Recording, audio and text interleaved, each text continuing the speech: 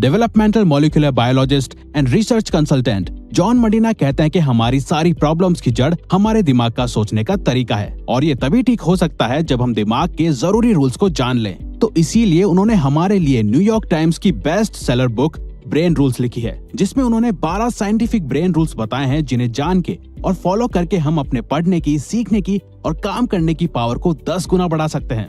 चाहे आप एक बिजनेसमैन हो या जॉब वर्किंग हो, स्टूडेंट हो या इवन टीचर, ये 12 तरीके आपकी परफॉर्मेंस नेक्स्ट लेवल पे ले जाएंगे और डेली लाइफ में आपके लिए चीजें आसान करके आपकी लाइफ को, आपको और आपके ब्रेन को पहले से बेहतर और स्मार्ट बनाएंगे। तो आइए जानते हैं वो 12 रूल्स। रूल नंबर 1, हम इंसानों का दिमाग एक सर्वाइवल ऑर्गन है जो समय के साथ इवॉल्व हुआ है। हम इंसानों के इवॉल्व यानी कि विकसित होने के साथ ही हमारे सोचने का तरीका और सर्वाइवल की टेक्निक्स भी पहले से इवॉल्व और अलग हुई हैं।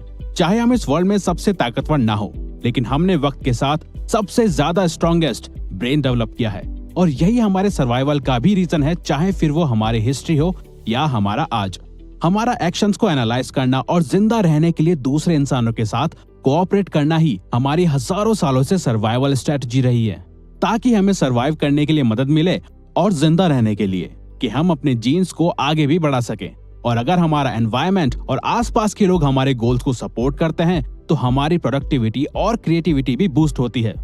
लेकिन अगर हमारे यही रिलेशंस, कनेक्शंस और अंडरस्टैंडिंग दूसरे लोगों के साथ सही ना हो तो वो ग्रुप और एनवायरनमेंट हमारे ब्रेन और हमारी लाइफ दोनों को बेकार बना देता है और यही चीज हमारी वक्त से पहले डेथ का भी रीजन बन सकती है।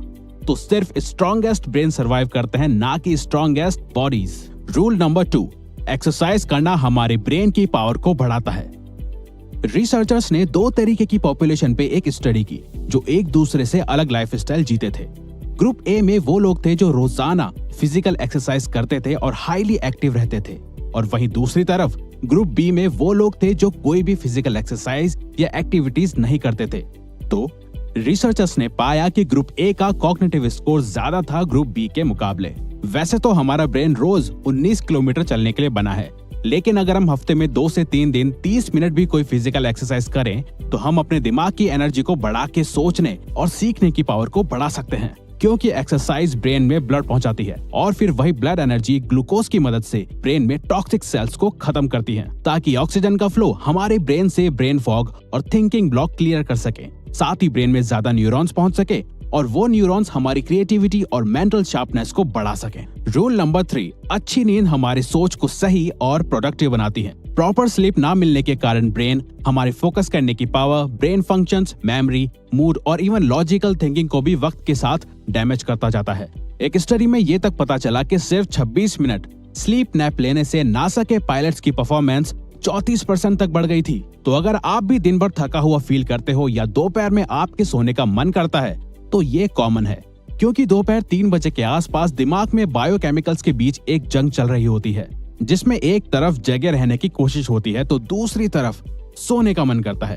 तो उस वक्त अगर पॉसिबल हो तो हमें कुछ देर की झपकी जरूर लेनी चाहिए। डॉक्टर मरीना का कहना है कि असल में हमारा ब्रेन सोने के दौरान भी रेस्ट नहीं कर रहा होता, वो दिन भर की इंफॉर्मेशन को प्रोसेस और चीजें लर्न कर रहा होता है।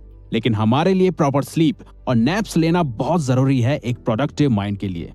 रूल नंबर 4, हमेशा चिंता करना हमारी लर्निंग एबिलिटी और दिमाग दोनों को डैमेज करता है।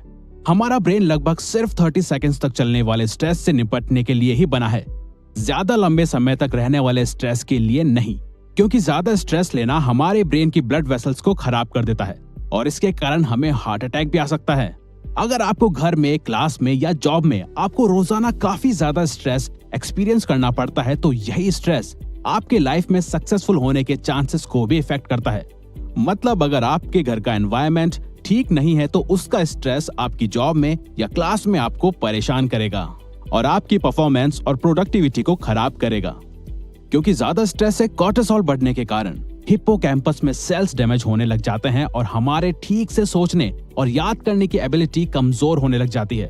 तो अगर आपके रिलेशंस ठीक नहीं है और इस बात का आपको स्ट्रेस होता है तो उन्हें ठीक करो और अपने घर का स्ट्रेस अपने ऑफिस या क्लास में लेके मत जाओ।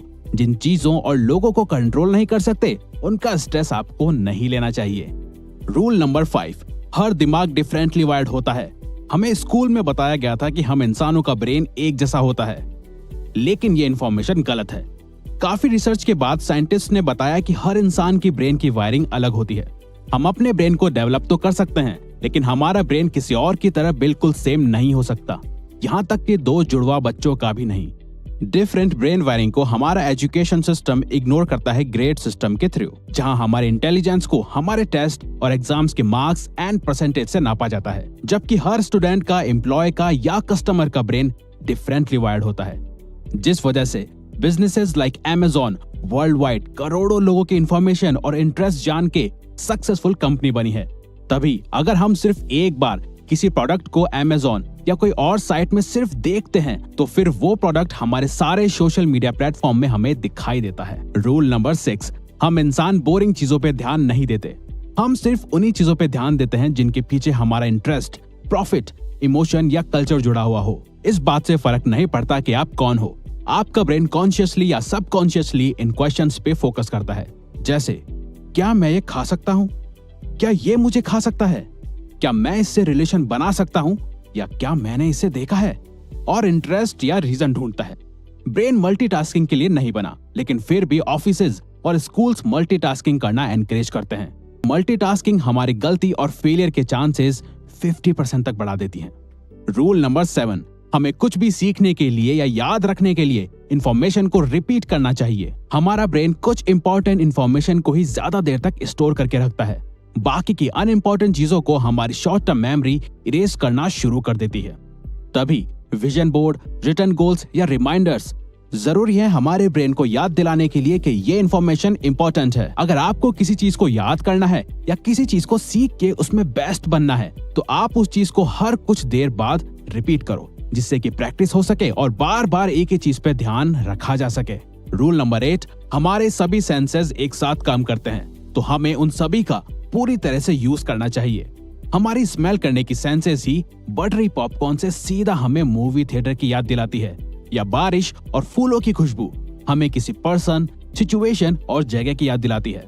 तो अगर आपको पढ़ते वक्त या काम करते वक्त कुछ याद करना हो, तो आप उसके साथ एक स्मेल या फ्रेग्रेंस को जोड़ सकते हो।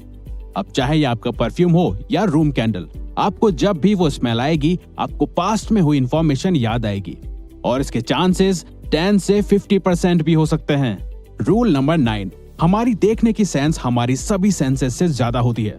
हम विजुअली देखी गई इंफॉर्मेशन को ज्यादा याद रखते हैं कंपेयर टू सुनी गई या पढ़ी हुई। आपको बायोग्राफीज पढ़ के शायद याद नहीं होगा कि कौन से पेज नंबर पे एग्जैक्टली क्या बात या सिचुएशन लिखी थी, लेकिन अगर उसी बायोग्राफी पे कोई फिल्म बनी होगी तो उस मूवी के सीन्स आपको अच्छे से याद होंगे, क्योंकि हमने अपनी हिस्ट्री में जानवरों, खाना, खतरा, सिचुएशन और इंसानों को देखने के बाद ही जाना है कि हमारे लिए क्या सही है और क्या नहीं, और फिर उसी विजुअल पावर को हमने आर्ट या लिटरेचर में कन्वर्ट किया, ताकि हम चीजों को विजुअल याद रख सकें। रूल नंबर 10, म्यूजिक सुनना या कंपोज करना हमें स्मार्ट बना सकता है।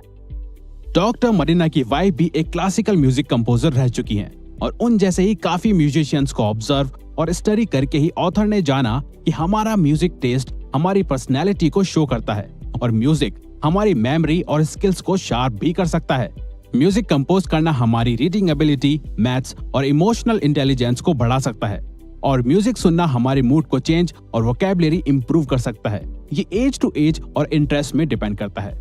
रूल नंबर 11, मेल और फीमेल का दिमाग एक दूसरे से डिफरेंट होता है।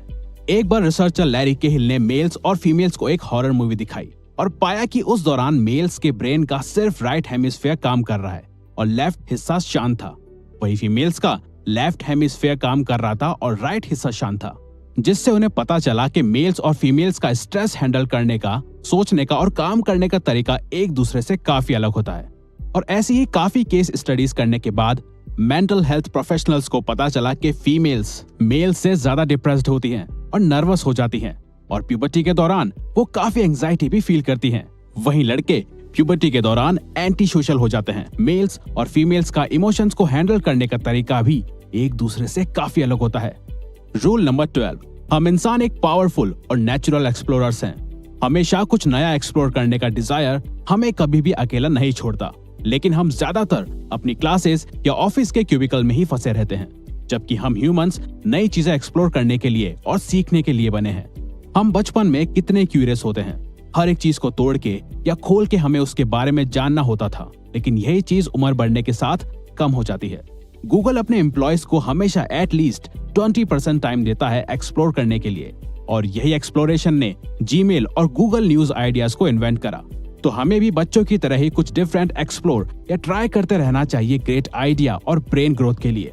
तो ये वीडियो यहीं खत्म होती है। अगर आप चाहते हो कि हम किसी पर्टिकुलर टॉपिक पे या प्रॉब्लम पे वीडियो बनाएं तो प्लीज कमेंट बॉक्स में बताओ। हम उस पे वीडियो बनाने की कोशिश करेंगे, क्योंकि हम यहाँ आपकी हेल्प करना चाहते हैं। और हाँ, सब्सक्राइब करके और बेल आइकन को ऑन करके इस चैनल को ग्रो करने में सपोर्ट करो। Thank you for watching.